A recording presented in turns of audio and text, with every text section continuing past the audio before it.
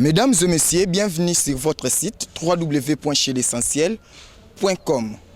Chez l'essentiel, on n'annonce pas n'importe quoi. Chez l'essentiel, on est dans les bons, vraiment dans les bons.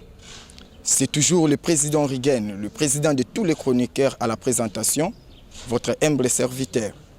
Alors, Binomoro Boyebi, de Kishasa ezopela moto na makambo o etali Sokoda, et puis Kishasa pe eza toujours na état perplexe parce que jusqu'ici tu évité comité entrant soki barozoa vraiment charge à artiste ndenge ba artiste bazolela. Alors lelo toza bongo na président Lambio Vijara Binomoyebi yepe aza artiste ndenge mokili mobimba eyebiye abinisaka et puis azana moi liloba ya koloba par rapport ya Sokoda, par rapport ya nouveau comité au ekoti et puis binomoro bozola d'intégralité ya président Lambio.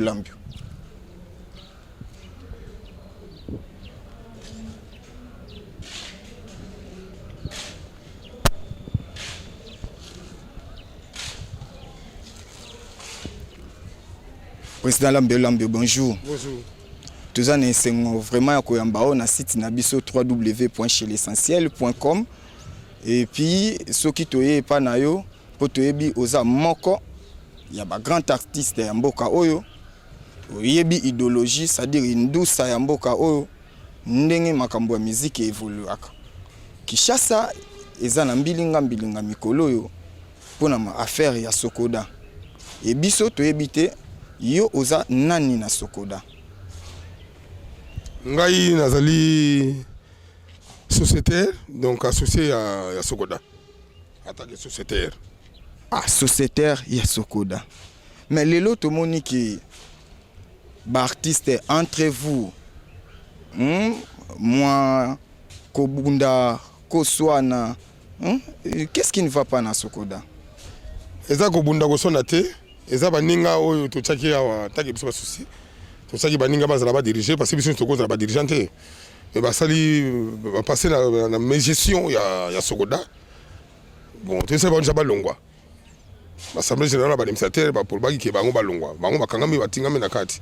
To sengi na parquet bakanga Sokoda, bakangi Sokoda. To sengi na parquet ba fungola Sokoda po e banda musala nango pour to comme na fin de l'année ba tifuwa za bango na bango. Ba pinsi clé ba couper ça pas secrétaire général. Ya culture et art. Secrétaire général par contre du ordre ministre pas pesa ngoka na bato ba ina gestion. Nani wana secrétaire général? Secrétaire général. Wana tangi kombote même que secrétaire général ya culture et art ba yebiye. Azui ba clé wana pesa ngo na ordre ya ministre et pas ya bato ba na gestion. Donc Blaise Boula na Jacques Mundonga na DG na bango. Ya to fandi to tali boto bi non. Oyo komba fantir. Il faut que soit na loma. Ya to eko to tsaki na loma.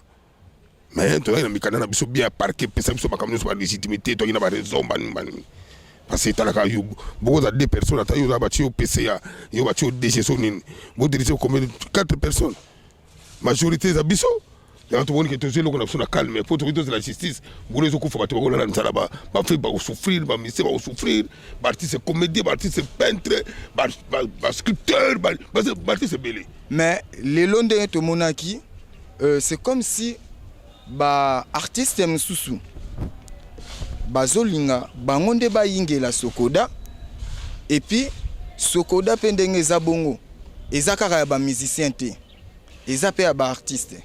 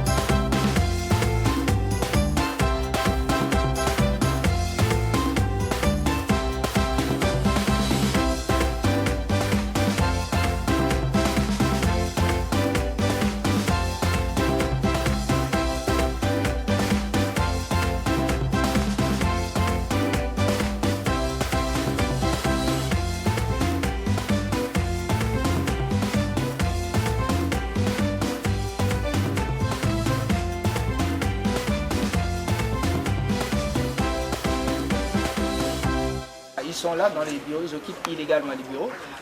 Ils n'ont ni qualité. La Socoda ici, qu'est-ce qu'ils vendent? Elle vend plutôt, la Socoda vend les œuvres de l'esprit. Il perçoit le redevance dit aux œuvres de l'esprit, à l'exploitation publique des œuvres de l'esprit. Les créateurs de ces œuvres, ce sont ceux-là qui sont arrivés aujourd'hui pour poser cet acte. Voilà, donc on n'a même pas dit non, moi je ne veux pas, non. Que personne ne vous trompe, c'est une société coopérative, c'est la société des personnes. Les jours, même les nouveaux comités qui va rentrer en fonction tout à l'heure là, on ne leur donne pas 6 mois, ne vous en faites pas. On ne leur donne pas 6 mois. En 3 mois déjà, tu vois, il faudra que l'indicateur nous souffle quelque chose de bon. Sinon, quels sont les animateurs du nouveau comité? Il y a M. Paulin Mukendi qui est le président du conseil d'administration et Mme Véronique Blirando qui est Madame le directeur général de la Socoda. Donc voilà. Et après, ils vont organiser les comités de gestion comme cela se passe. Mais par rapport aux travailleurs, voilà, quand madame m'a posé la question de savoir s'il y avait vraiment des preuves de mes gestions, il n'y a pas longtemps, ici, il n'y a pas longtemps que la semaine passée, les travailleurs, ils ont réclamé, ils ont revendiqué, soit disant que voilà, ils sont des parents et ils sont démissionnaires actuellement. Pourquoi? Parce qu'ils sont 6 mois impayés. Alors, les comptes étaient bloqués. Madame le procureur général, dans un cadre purement humanitaire, il a accepté d'ouvrir quand même les comptes et il leur avait demandé de lui apporter le montant total, vous voyez, à payer, qui devait payer les travailleurs. Alors, ils se sont convenus pour payer 3 mois aux travailleurs. Et aussi voir comment organiser les obsèques de l'administrateur Roi Télé, paix à son âme. Aujourd'hui, déjà, c'est l'opération, on appelle ça opération Roi Télé. On rend hommage à Roi Télé. Il est mort, arme à la main. C'était un administrateur, c'était un artiste et musicien, vice-président du conseil d'administration qui souffrait Dieu. Ici, arrivé ici sur place, on ne savait même pas lui donner un $100 du moment où les gens détournaient $100 000. Ça, c'est les gens sans cœur. Voilà un peu ça. Alors, c'était une parenthèse. Alors, maintenant, qu'est-ce qui se passe?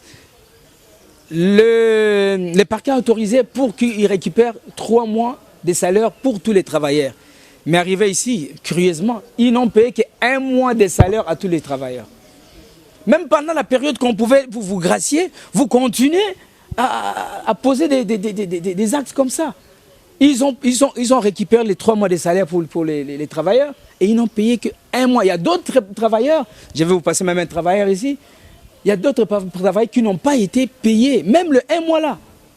Vous voyez un peu là. Donc aujourd'hui, je pense que, comme je dis, notre destin est entre nos mains à nous. On n'est pas là pour on jubile rien. Voilà, on n'est pas là pour jubiler, pour dire quoi que ce soit, mais plutôt on est là pour essayer de remettre les choses en ordre. La révolution de la modernité, c'est quoi? Ce n'est pas seulement construire des routes, c'est exceller dans la manière de travailler, dans la façon de travailler, quitter la médiocrité pour l'excellence. Quand même, est-ce qu'on doit... Nous avons prôné pour la révolution de la modernité, donc nous devons quitter la médiocrité pour l'excellence et rejoindre la vision du chef de l'État, Joseph Kabila Kabange, et je vous remercie.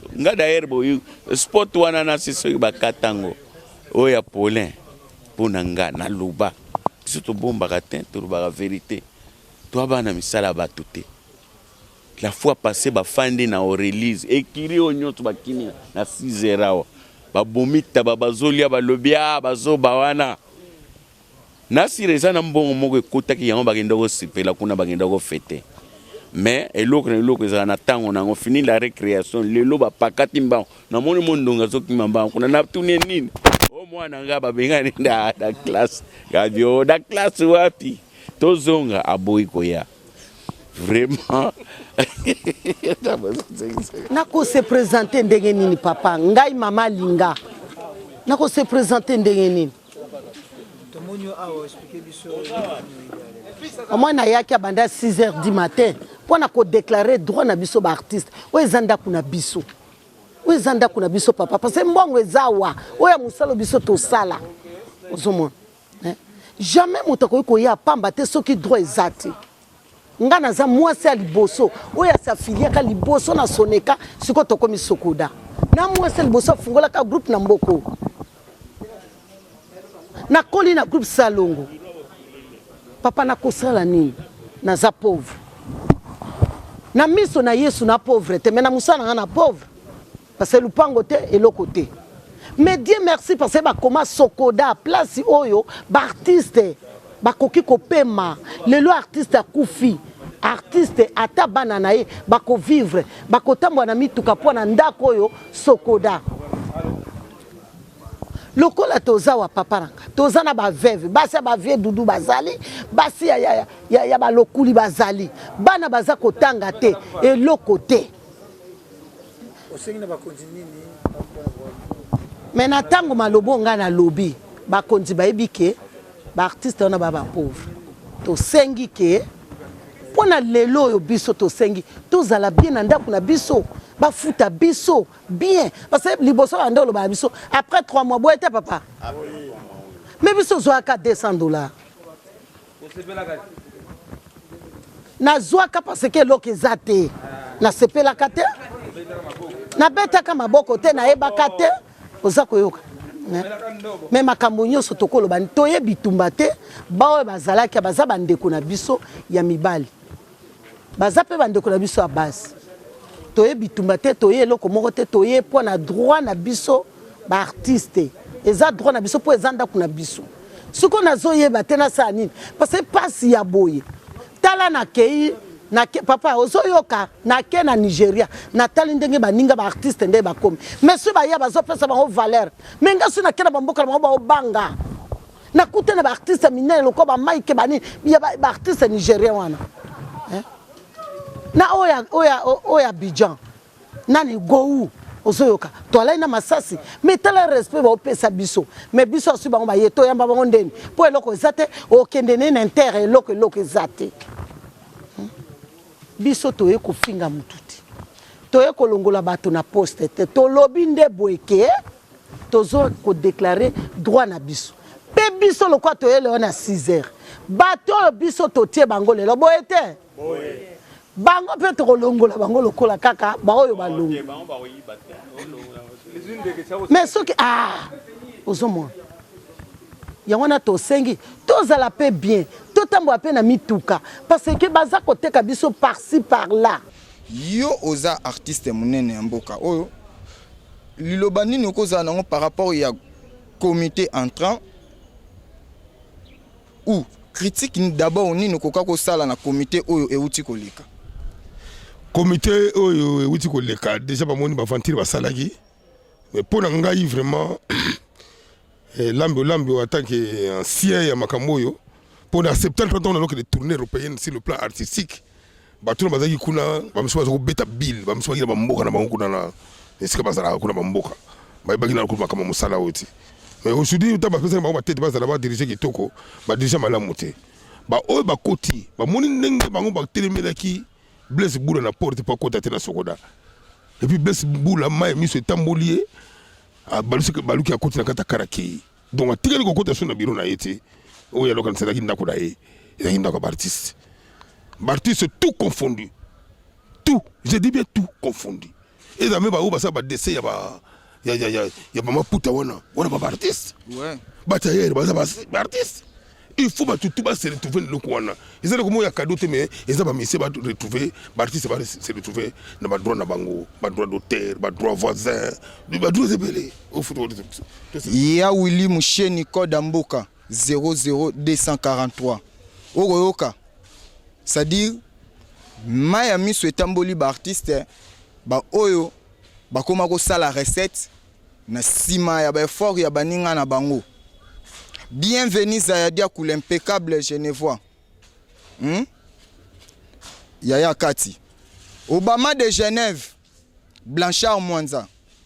Mokonza précollection. Thierry Kassa 206. Esprit de vie.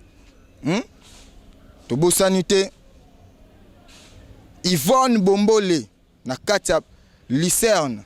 Nous avons signé un contrat na Mercedes. Alors président Lambio.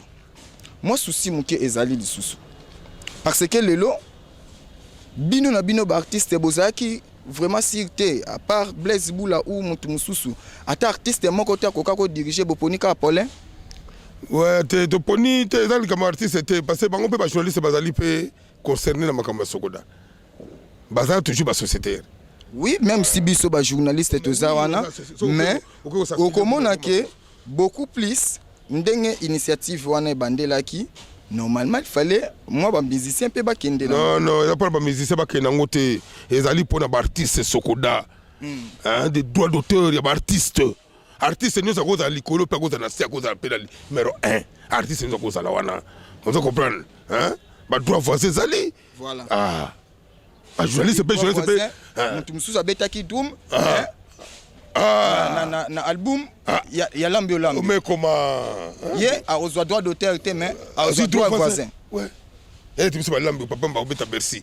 Ngam na sali de na dessiner spectacle à Bercy wana nous. Toke to beti Bercy. Ngam na sali yango. On doit comprendre. Mais betali loko papa wemba. Mais ba droit na ngai ya ndenge na sali ko accompagnement wana funa zango.